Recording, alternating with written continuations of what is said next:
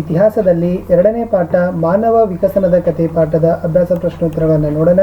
So ದಯಮಾಡಿ ವಿಡಿಯೋನ like, share ಹಾಗೂ ಸಬ್ಸ್ಕ್ರೈಬ್ ಮಾಡಲಿಕ್ಕೆ ಮರೆಯದಿರಿ. ಸೊ ನಾವು ಫಸ್ಟ್ PUCಗೆ ಕನ್ನಡ, ಇಂಗ್ಲೀಷ್, ಹಿಂದಿಯ ಒಂದು ಲ್ಯಾಂಗ್ವೇಜ್ಗಳ ಪಾಠಗಳ ಕ್ವಶನ್ ಆನ್ಸರ್ಸ್ ವಿಡಿಯೋ ಹಾಕ್ತಾ ಇದ್ದೀವಿ. ಸೊ ಫಸ್ಟ್ PUC ಇತಿಹಾಸನೂ ಕೂಡ ಹಾಕ್ತಾ ಇದ್ದೀವಿ. ಅವುಗಳ ಪ್ಲೇಲಿಸ್ಟ್ ಲಿಂಕನ್ನು ವಿಡಿಯೋದ ಡಿಸ್ಕ್ರಿಪ್ಷನ್ ಬಾಕ್ಸ್ನಲ್ಲಿ ಪ್ರೊವೈಡ್ ಮಾಡಿದ್ದೀನಿ, ಹೋಗಿ ನೋಡಿ ಅಂತ ಹೇಳ್ತಾ ನೀವೆಲ್ಲರೂ ಲೈಕ್ ಮಾಡಬೇಕು, ಶೇರ್ ಮಾಡಬೇಕು ಹಾಗೂ ಫಸ್ಟ್ ಟೈಮ್ ವಾಚ್ ಮಾಡ್ತಿದ್ರೆ ಸಬ್ಸ್ಕ್ರೈಬನ್ನು ಮಾಡಬೇಕು. ಪ್ರಶ್ನೆ 1, ಈ ಕೆಳಗಿನ ಪ್ರಶ್ನೆಗಳಲ್ಲಿ ಒಂದು ಪದ ಅಥವಾ ವಾಕ್ಯದಲ್ಲಿ ಉತ್ತರಿಸಿರಿ, ಪ್ರತಿಯೊಂದಕ್ಕೂ 1 ಅಂಕ. ಮೊದಲ ಪ್ರಶ್ನೆ, ಹ್ಯೂಮನ್ ಪದವು ಯಾವ ಭಾಷೆಯಿಂದ ಬಂದಿದೆ? ಉತ್ತರ, ಲ್ಯಾಟಿನ್ ಭಾಷೆಯ ಹ್ಯೂಮನಸ್ ಪದದಿಂದ ಬಂದಿದೆ. ಪ್ರಶ್ನೆ 2, ಹೋಮೋ ಪದದ ಅರ್ಥವೇನು? ಉತ್ತರ, ಹೋಮೋ ಅಂದರೆ ಮಾನವ ಅಥವಾ ಮನುಷ್ಯ. ಪ್ರಶ್ನೆ 3, ಭೂಮಿ ಯಾವಾಗ ಉಗಮಿಸಿತು? ಸುಮಾರು 4.5 ಬಿಲಿಯನ್ ವರ್ಷಗಳ ಪೂರ್ವದಲ್ಲಿ. ಪ್ರಶ್ನೆ 4, ಚಾರ್ಲ್ಸ್ ಡಾರ್ವಿನ್ ರಚಿಸಿದ ಕೃತಿ ಯಾವುದು? ಉತ್ತರ, ದಿ ಒರಿಜಿನಲ್ ಆಫ್ ಸ್ಪೀಸೀಸ್ ಅಂತಕ್ಕಂಥದ್ದು. ಮುಂದಿನ ಪ್ರಶ್ನೆ, ಮಾನವರನ್ನು ಹೋಲುವ ಜೀವಿಗಳು ಭೂಮಿಯಲ್ಲಿ ಯಾವಾಗ ವಿಕಸಿಸಿದವು? ಉತ್ತರ, 36 ಮಿಲಿಯನ್ ವರ್ಷಗಳ ಹಿಂದೆ. ಪ್ರಶ್ನೆ 6, ಮೇಲು ಕುಟುಂಬ ಹೋಮಿನೋಯ್ಡ್ದಿಂದ ಹೋಗೋ ಕುಲವು ಉತ್ಪತ್ತಿಯಾಗಲು ಎಷ್ಟು ವರ್ಷಗಳು ಬೇಕಾದವು? 30 ಮಿಲಿಯನ್ ವರ್ಷಗಳು. ಮುಂದಿನ ಪ್ರಶ್ನೆ, ಹೋಮೋ ಕುಲ ಯಾವಾಗ ಅಸ್ತಿತ್ವಕ್ಕೆ ಬಂದಿತು? ಉತ್ತರ, 5.6 ಮಿಲಿಯನ್ ವರ್ಷಗಳ ಪೂರ್ವದಲ್ಲಿ. 8, ಶಿಲೆಗಳಿಂದ ಆಯುಧಗಳನ್ನು ತಯಾರಿಸಿದ ಪ್ರಥಮ ಮಾನವ ಪ್ರಜಾತಿ ಯಾವುದು? ಉತ್ತರ, ಆಸ್ಟ್ರಲೋಪಿಥಿಕಸ್ ಅಥವಾ ನಂತರ ಹೋಮೋ ಹಬಿಲಿಸ್. ದ್ವಿಪದ ಚಾಲನೆ ಎಂದರೇನು? ಉತ್ತರ, 2 ಕಾಲುಗಳನ್ನು ಉಪಯೋಗಿಸಿ ನಡೆಯುವುದು ಇಲ್ಲವೇ ಓಡುವುದು. ಇನ್ನು ಭಾಗ ಬಿಗೆ ಬರೋಣ. ಕೆಳಗಿನ ಪ್ರಶ್ನೆಗಳಿಗೆ 2 ಪದ ಅಥವಾ ವಾಕ್ಯದಲ್ಲಿ ಉತ್ತರ ಬರೀಬೇಕು. ಪ್ರತಿಯೊಂದಕ್ಕೂ 2 ಅಂಕಗಳನ್ನು ಕೊಡ್ತಾರೆ. ಸೊ ಫಸ್ಟ್ ಕ್ವಶನ್ಸ್ ಏನಿತ್ತು ಅಂತಂತಂದರೆ, ಭೂಮಿಯ ಉಗಮ ಹಾಗೂ ವಿಕಸನದ ಯಾವುದೇ 2 ಸಿದ್ಧಾಂತಗಳನ್ನು ತಿಳಿಸಿರಿ. ಸ್ಥಿರ ಭೂಮಿ ಸಿದ್ಧಾಂತ, ಮಿಡಿತ ಸಿದ್ಧಾಂತ, ಮಹಾಸ್ಫೋಟ ಸಿದ್ಧಾಂತ. ಮುಂದಿನ ಪ್ರಶ್ನೆ, ಭೂಮಿಯ ಹವಾಗುಣ ಮತ್ತು ವಾಯುಗುಣ ವಾತಾವರಣ ನಿರ್ಮಿಸಿದ 2 ಮುಖ್ಯ ಅಂಶಗಳು ಯಾವುವು? ಭೂಮಿಯ ತಾಪಮಾನ, ಜ್ವಾಲಾಮುಖಿಗಳ ಸ್ಫೋಟ, ಧೂಮಕೇತುಗಳು ಭೂಮಿಯನ್ನು ಅಪ್ಪಳಿಸೋದು. ಜೀವದ ಉದಯಕ್ಕೆ ಕಾರಣವಾದ 2 ರಾಸಾಯನಿಕಗಳು ಯಾವುವು? ಜಲಜನಕ ಮತ್ತು ಇಂಗಾಲ. 4ನೇ ಪ್ರಶ್ನೆ, ಚಾರ್ಲ್ಸ್ ಡಾರ್ವಿನ್ ಪ್ರಸ್ತಾಪಿಸಿದ 2 ಸಿದ್ಧಾಂತಗಳು ಯಾವುವು? ನೈಸರ್ಗಿಕ ಆಯ್ಕೆ ಸಿದ್ಧಾಂತ, ಸಬಲರು ಬದುಕಿ ಉಳಿಯುವ ಸಿದ್ಧಾಂತ. ಮುಂದಿನ ಪ್ರಶ್ನೆ, ಯಾವ 2 ಪ್ರಾಣಿಗಳು ಮಾನವನ ಹತ್ತಿರದ ಸಂಬಂಧಿಗಳೆಂದು ಪರಿಗಣಿಸಲಾಗಿದೆ? ಉತ್ತರ, ಗೊರಿಲ್ಲಾ, ಚಿಂಪಾಂಜಿ, ಬೋನೋಬೋ. ಮುಂದಿನ ಪ್ರಶ್ನೆ 6, ದೊಡ್ಡ ಪ್ರಾಣಿಗಳ ಯೋಜಿತ ಬೇಟೆ ಹಾಗೂ ವಧಿಸಲ್ಪಟ್ಟಿರುವ ಆರಂಭಿಕ ಕುರುಹುಗಳು ಎಲ್ಲಿ ದೊರೆತಿವೆ? ಉತ್ತರ, ಏಸಿಯಾ, ಯುರೋಪ್, ಆಫ್ರಿಕಾದ ಅನೇಕ ಸ್ಥಳಗಳಲ್ಲಿ. ಭಾಗ ಸಿಗೆ ಹೋಗೋಣ. 15ರಿಂದ 20 ವಾಕ್ಯಗಳಲ್ಲಿ ಉತ್ತರಗಳನ್ನು ಬರೀಬೇಕು. ಪ್ರತಿಯೊಂದಕ್ಕೆ 5 ಅಂಕ. ಮೊದಲ ಪ್ರಶ್ನೆ, ಭೂಮಿಯ ಮೇಲ್ಮೈ ಹೇಗೆ ರಚನೆಯಾಯಿತು? ಉತ್ತರ, ಸೌರವ್ಯೂಹದ ಒಂದು ಗ್ರಹವಾದ ಭೂಮಿಯ ತಾಪಮಾನವು ಕರಗಿದ ಖಂಡಗಳ ಉರಿಯುವ ಗೋಳವಾಗಿತ್ತು. ಅದು ಪದೇ ಪದೇ ಜ್ವಾಲಾಮುಖಿಗಳ ಸ್ಫೋಟ ಹಾಗೂ ದಕ್ಕುಮುಕ್ಕಿಗೆ ಒಳಪಟ್ಟಿತು. ವಿಕಾಸದ ಆರಂಭಿಕ ಅವಧಿಯಲ್ಲಿ ಧೂಮಕೇತು ಹಾಗೂ ಉಲ್ಕೆಗಳು ಭೂಮಿಗೆ ಅಪ್ಪಳಿಸಿದವು. ಹಲವು ವರ್ಷಗಳ ಕಾಲ ಕರಗಿದ ಬಿಸಿಗ ಗೋಳವಾಗಿದ್ದ ಭೂಮಿ ಕ್ರಮೇಣ ತಂಪಾಯಿತು. ಜ್ವಾಲಾಮುಖಿಗಳ ಸ್ಫೋಟ ಕಡಿಮೆಯಾದವು. ಇದರಿಂದ ಭೂಮಿಯ ಮೇಲ್ಮೈ ರಚನೆಯಾಗಿ ಗಟ್ಟಿ ಶಿಲೆಯಾಗಿ ಮಾರ್ಪಟ್ಟಿತು. ನಂತರ ಧಾರಾಕಾರವಾಗಿ ಸುರಿದ ಮಳೆಯಿಂದಾಗಿ ಭೂಮಿ ತಂಪಾಗಿ ಬೆಟ್ಟ ಹಾಗೂ ಕಣಿವೆಗಳು ಸೃಷ್ಟಿಯಾದವು. ಹಳ್ಳ, ಕೊಳ್ಳ, ನದಿ, ಸಮುದ್ರಗಳು ಸೃಷ್ಟಿಯಾದವು. ಹೀಗೆ ಭೂಮಿಯ ಮೇಲ್ಪದರು ರಚನೆಯಾಯಿತು. ಮುಂದಿನ ಪ್ರಶ್ನೆ, ಆಹಾರ ಮತ್ತು ಆಶ್ರಯಗಳು ಹೇಗೆ ಮಾನವನ ವಿಕಾಸನಕ್ಕೆ ಕಾರಣವಾಯಿತು? ಉತ್ತರ, ಹೋಮಿನೈಡ್ಗಳು ಮಾನವನ ವಿಕಾಸದ ಪ್ರಥಮ ಹಂತ. ಇವು ಮರಗಳ ಮೇಲೆ ಜೀವಿಸುತ್ತಿದ್ದವು. ಶಾಕಾಹಾರಿಗಳಾದ ಇವುಗಳಿಗೆ ಮರಗಳೇ ಆಶ್ರಯ ತಾಣಗಳಾಗಿದ್ದವು. ಹಣ್ಣು, ಗಡ್ಡೆ ಮುಂತಾದ ಆಹಾರವನ್ನು ಸಂಗ್ರಹಿಸುತ್ತಿದ್ದವು. ಕ್ರಮೇಣ ಇವುಗಳು ಭೂಮಿಗೆ ಹೊಂದಿಕೊಳ್ಳಲು ಆರಂಭಿಸಿದವು. ನೆಲದ ಜೀವನಕ್ಕೆ ಹೊಂದಿಕೊಂಡು ಗುಹೆ ಮತ್ತು ವಿಸ್ತರಿಸಿದ ಬಂಡೆಗಳನ್ನು ಆಶ್ರಯ ತಾಣಗಳನ್ನಾಗಿ ಮಾಡಿಕೊಂಡವು. ಈ ಸಾಲಗಳು ಅವುಗಳಿಗೆ ಸೂರ್ಯ, ಮಳೆ, ಗಾಳಿ ಹಾಗೂ ಪ್ರವಾಸಗಳಿಂದ ರಕ್ಷಣೆ ನೀಡಿದವು. ನಿಯಾಂಡರ್ ಮಾನವ ಗುಹೆಗಳನ್ನು ಆಶ್ರಯಿಸಿದ ಮೊದಲ ಮಾನವ ಜಾತಿ. ಆಶ್ರಮ ಶಾಲೆಗಳಲ್ಲಿ ಆಹಾರ ಸಂಗ್ರಹಣೆ ಆರಂಭವಾಗಿ ಮಾನವನ ವಿಕಾರಕ್ಕೆ ಕಾರಣವಾಯಿತು. ಮುಂದಿನ ಪ್ರಶ್ನೆ 3, ಮಾನವನ ವಿಕಸನದಲ್ಲಿ ಪಶುಪಾಲನೆ ಹಾಗೂ ಕೃಷಿಯ ಪಾತ್ರವೇನು? ಉತ್ತರ, ಮಾನವನ ವಿಕಾಸದಲ್ಲಿ ಪಶುಪಾಲನೆ ಪ್ರಾರಂಭಿಕ ಹಂತವಾಯಿತು. ನಂತರ ಕೃಷಿ ಚಟುವಟಿಕೆ ನಡೆದವು.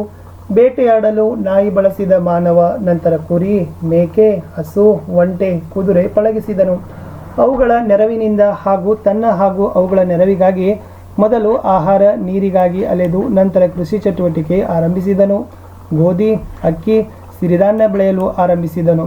ಇದರ ಪರಿಣಾಮವಾಗಿ ಮಾನವನು ಕೃಷಿ ಭೂಮಿಯ ಬಳಿ ನೆಲೆಸಬೇಕಾಯಿತು. ಇವು ಗ್ರಾಮಗಳ ಉದಯಕ್ಕೆ ಕಾರಣವಾಯಿತು. ಗ್ರಾಮಗಳು ಹಾಗೂ ನಂತರ ನಗರಗಳು ನಾಗರಿಕತೆಯ ವಿಕಾಸಕ್ಕೆ ಅಡಿಪಾಯ ಹಾಕಿದವು. ಹೀಗೆ ಆರಂಭದಲ್ಲಿ ಪಶುಪಾಲನೆ ಮತ್ತು ನಂತರ ಕೃಷಿ ಮಾನವನ ವಿಕಾಸದಲ್ಲಿ ಪ್ರಮುಖ ಪಾತ್ರ ವಹಿಸಿದವು. ಮುಂದಿನ ಪ್ರಶ್ನೆ 4. ಮಾನವನ ವಿಕಾಸದಲ್ಲಿ ದ್ವಿಪಾದ ಚಲನೆ ಹಾಗೂ ಶಿಲಾಯುಧಗಳು ಯಾವ ಪಾತ್ರ ವಹಿಸಿದವು?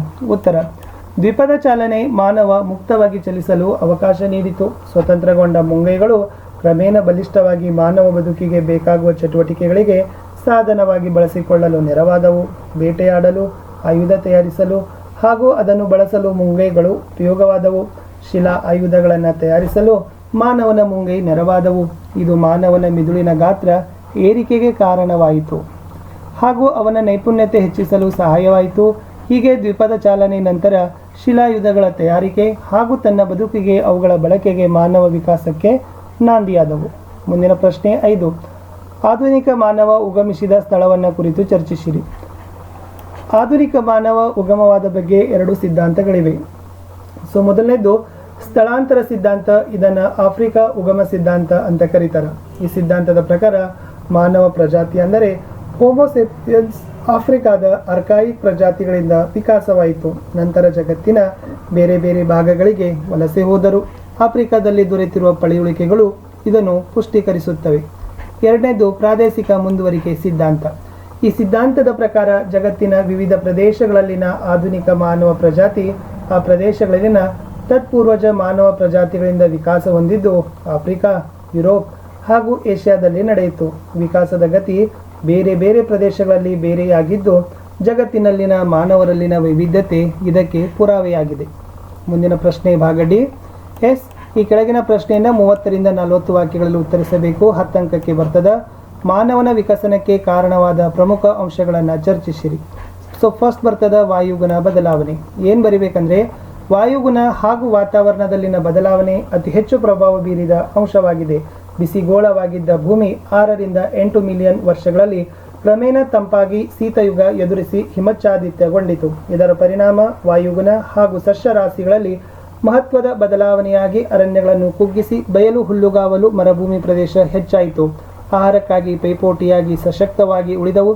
ವಾತಾವರಣಕ್ಕೆ ಹೊಂದಿಕೊಳ್ಳಲಾರದವು ಅಳಿದವು. ವಾಯುಗುಣಕ್ಕೆ ಹೊಂದಿಕೊಳ್ಳುವ ಹೊಸ ಪ್ರಭೇದಗಳು ಅಸ್ತಿತ್ವಕ್ಕೆ ಬಂದಿತು.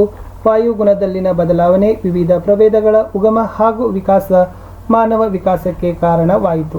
ಇನ್ನು 2ನೇ ಪಾಯಿಂಟು ಮಿದುಳಿನ ಗಾತ್ರದಲ್ಲಿ ವೃದ್ಧಿ. ಏನು ಬರಿಬೇಕಂದ್ರೆ, ಪ್ರಕೃತಿಯ ಸವಾಲನ್ನು ಎದುರಿಸಲು ಮಾನವ ಪ್ರಜಾತಿಯಲ್ಲಿ ದೊಡ್ಡ ಗಾತ್ರದ ಮತ್ತು ಸಂಕೀರ್ಣವಾದ ಮಿದುಳಿನ ಗಾತ್ರ ವೃದ್ಧಿಯಾಯಿತು. ಇದು ದೃಷ್ಟಿ ಸುಧಾರಣೆ, ನೇರ ಅಂಗವಿನ್ಯಾಸ, ದ್ವಿಪಾದ ಚಲನೆ, ಆಯುಧಗಳು ಹಾಗೂ ಬೆಂಕಿಯ ಉಪಯೋಗ, ಆಹಾರ ಸಂಗ್ರಹಣೆ, ಭಾಷೆ ಮುಂತಾದವು ಸಾಧ್ಯವಾಯಿತು. ಇದು ಮಿದುಳಿನ ಗಾತ್ರದ ವೃದ್ಧಿಗೆ ಸಹಾಯ ಮಾಡಿತು. ಇನ್ನು ದ್ವಿಪಾದ ಚಲನೆಯಲ್ಲಿ ಏನು ಬರಿಬೇಕಪ್ಪ ಅಂತಂದರೆ, ಹೋಮಿನಾಯ್ಡ್ಗಳಾಗಿದ್ದ ಮಾನವರು ನಂತರ ಕವಲೊಡೆದು ಪ್ರಾಣಿಗಳಾಗಿ 4 ಕಾಲುಗಳನ್ನು ಉಪಯೋಗಿಸಿ ಚಲಿಸುತ್ತಿದ್ದವು. ಕ್ರಮೇಣ ನೇರ ಅಂಗರಚನೆ ಹೊಂದಿ ಮುಂಗಾಲುಗಳು ಕೈಗಳಾಗಿ ಪರಿವರ್ತನೆಯಾಗಿ ಹಿಂಗಾಲುಗಳು ದ್ವಿಪದ ಚಾಲನೆಗೆ ನೆರವಾದವು. ಸ್ವತಂತ್ರ ಕೈಗಳು ಬಲಿಷ್ಠವಾಗಿ ಸ್ವಯಂ ರಕ್ಷಣೆ ಮಾಡಿಕೊಳ್ಳಲು, ಆಯುಧ ತಯಾರಿಸಲು, ದೂರದವರೆಗೆ ದೃಷ್ಟಿ ಹರಿಸಲು ಹಾಗೂ ಚಲಿಸಲು ಸಹಾಯಕವಾಯಿತು. ಇದು ಮಾನವನ ವಿಕಾಸಕ್ಕೆ ಕಾರಣವಾಯಿತು. ಆಶ್ರಯ ತಾಣಗಳ ಉದಯದಲ್ಲಿ ಬರಿಬೇಕಂದ್ರೆ, ಹೋಮಿನೈಡ್ಗಳ ಜೀವನಕ್ಕೆ ರೂಪದಲ್ಲಿ ಮರವನ್ನೇ ಆಶ್ರಯಿಸಿದ್ದ ಮಾನವ ನಂತರ ಭೂಮಿಗೆ ಹೊಂದಿಕೊಂಡಿರಲು ಆರಂಭಿಸಿದ. ಗುಹೆ ಹಾಗೂ ಖಂಡಗಳನ್ನು ಆಶ್ರಯ ತಾಣ ಮಾಡಿಕೊಂಡು ಗಾಳಿ, ಮಳೆ, ಪ್ರಾಣಿ, ಸೂರ್ಯನಿಂದ ರಕ್ಷಣೆ ಪಡೆಯಲಾರಂಭಿಸಿದನು. ಆಹಾರ ಹಾಗೂ ನೀರು ದೊರೆಯುತ್ತಿದ್ದ ಸ್ಥಳಗಳಲ್ಲಿ ವಾಸಿಸಲಾರಂಭಿಸಿದನು. ಇದು ಮಾನವನ ವಿಕಾಸಕ್ಕೆ ಕಾರಣವಾಯಿತು. ಮುಂದೆ ಉಪಕರಣಗಳ ತಯಾರಿಕೆ ಮತ್ತು ಬಳಕೆ ಅಂತ ಹಾಕಿ ಅಲ್ಲಿಷ್ಟು ಪಾಯಿಂಟ್ಸ್ಗಳನ್ನು ನೀವು ಬರೀಬೇಕು. ಅದನ್ನು ನೋಡಿಕೊಂಡು ಸ್ಕ್ರೀನ್ಶಾಟ್ಗಳನ್ನು ನೋಡ್ಕೊಡ್ರಿ. ನೆಕ್ಸ್ಟ್ ಇರ್ತಕ್ಕಂಥದ್ದು ಭಾಷೆ ಅಂತ ಇದೆ. ಭಾಷೆಯಲ್ಲಿ ಸಂಜ್ಞೆಗಳನ್ನು ಬಳಸ್ತಿದ್ದ ಮಾನವ, ಇದನ್ನಾಗಬೇಕು. ಆಮೇಲೆ ಲಾಸ್ಟ್ ಏನಪ್ಪ ಅಂದರೆ, ಪಶುಪಾಲನೆ ಮತ್ತು ಕೃಷಿಯ ಆರಂಭದಲ್ಲಿ ಆತ ಕುರಿ, ಮೇಕೆ, ಹಸುಗಳನ್ನು ಬಳಸಿ ಕೃಷಿಯನ್ನು ಮಾಡಿದ ಅಂತಕ್ಕಂಥ ಅಂಶಗಳನ್ನು ತಾವುಗಳು ಬರೆದ್ರೆ ಈ ಪ್ರಶ್ನೆಗೆ ಉತ್ತರ ಆಗ್ತದೆ. ಇಷ್ಟೇ ಇತ್ತು. ದಯಮಾಡಿ ತಾವೆಲ್ಲರೂ ಕೂಡ ವಿಡಿಯೋಗಳನ್ನು ಲೈಕ್, ಶೇರ್ ಮತ್ತು ಸಬ್ಸ್ಕ್ರೈಬ್ ಮಾಡಲಿಕ್ಕೆ ಮರಿಬಾರ್ದು.